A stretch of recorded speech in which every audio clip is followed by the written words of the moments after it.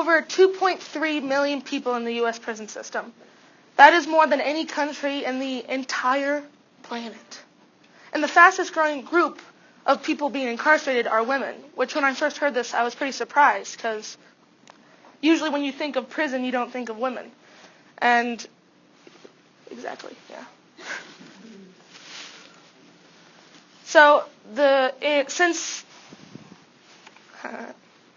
the number of women incarcerated has gone up by about 700% since 1980, which is a huge jump, and 1/3 of all female inmates in the world preside in the U.S.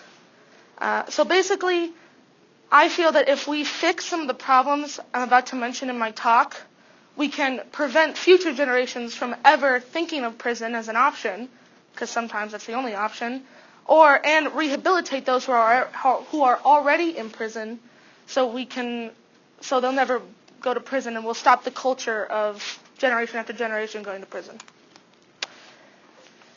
The prevalence of STDs among women in prison is extremely high. Just a survey in a Rhode Island prison, they surveyed all the women, and only 62% when they came in got a preventative pap smear, which, if you don't know what a pap smear is, it's when they take cells from the cervix and test them for cervical cancer, STDs, and HIV. And of that 62%, 40 came back abnormal, meaning 40 had STDs, cervical cancer, or HIV, which was 6 times higher than the surrounding area of the prison. And when these women who have STDs, or any women, come out of prison, their first option is not to look for treatment for their illness. They usually return back to their high-risk behavior, such as unprotected sex and sharing needles, because drug use, and it results in them spreading it to more members of the community. 52% of women in prison and 73% of women in jails have been sexually or physically abused in the past. Some symptoms of physical or sexual abuses, you can get depression, anxiety, bipolar, and post-traumatic stress disorder, which can greatly impact not only your mindset, but what you do with your life. And people who have mental illnesses are much more likely than people who don't, or people with worse past are more likely to abuse drugs and alcohol. And when we go into that, when they come into prison, usually there's not a lot of programs in place for rehabilitation. So, symptoms of drug withdrawal can turn someone violent if they're wanting to get their fix, or they can cause immense amounts of pain in someone, or even result in death. It's said that if a prison does not have a rehabilitation center, 85% of opioids will relapse. 85% of opioid users will relapse within the first year that they're released. It doesn't even matter how many years they've been incarcerated. Another prison safety issue is cross-gender supervision, which, if you don't know what that is, it's when a female officer watches male inmates or a male officer watches female inmates, which is extremely dangerous, and I don't know why it was ever a thing, because in that situation, a guard has complete and utter power over an inmate, whether that's physical or sexual power or just mental power. There was an inmate, I think her name was Hannah Zarba, and she was a heroin addict, and when she came in, she said she experienced extreme withdrawals, and the male guards would watch her change and use the bathroom, which made her feel extremely uncomfortable. This is dangerous because it can also promote kind of sexual abuse. For example, women are only 7% of all the U.S.'s prison population, yet they make up 1/3 of all sexual abuse cases where guards were the perpetrators. And then if we want to talk about, there's the drug slide. If we want to talk about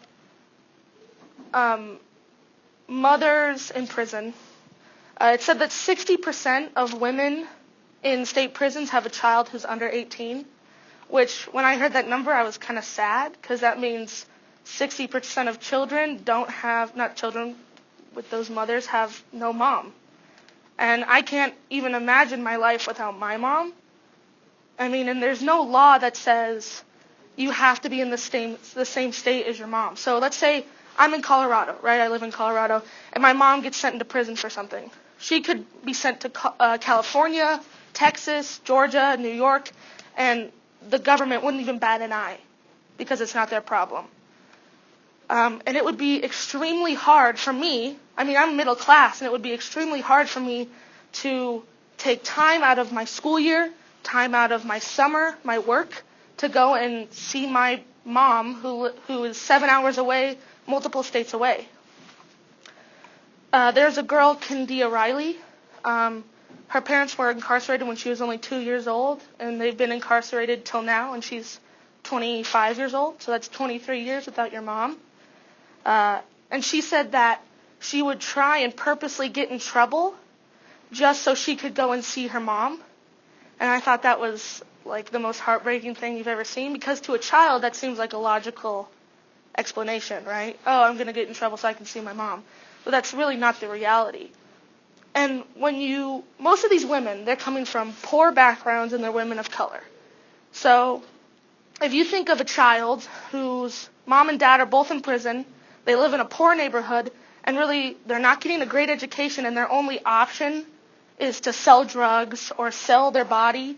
I mean, we're basically setting up young kids in, places like Detroit and New Orleans just to go to prison, which I think is pretty horrible.